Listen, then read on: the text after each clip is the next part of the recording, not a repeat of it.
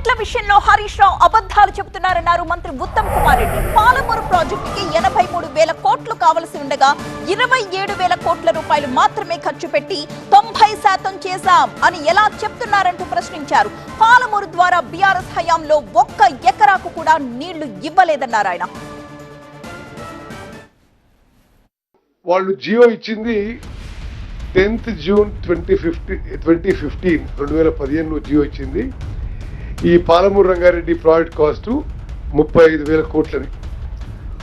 వాళ్ళ హయాంలో ఖర్చు పెట్టింది 27,000 కోట్లు. ఈరోజు పాలమూరు రంగారెడ్డి ప్రాజెక్టు పూర్తి చేయడానికి పూర్తి స్థాయిలో డిస్ట్రిబ్యూటరీ ఛానల్స్, ఆయకట్టు కాలువలు, ఆయకట్టు పనులు అంతా పూర్తి చేయడానికి మేము లెక్కలతో సాగుపడతాం 80,000 కోట్లు దాటుతుంది.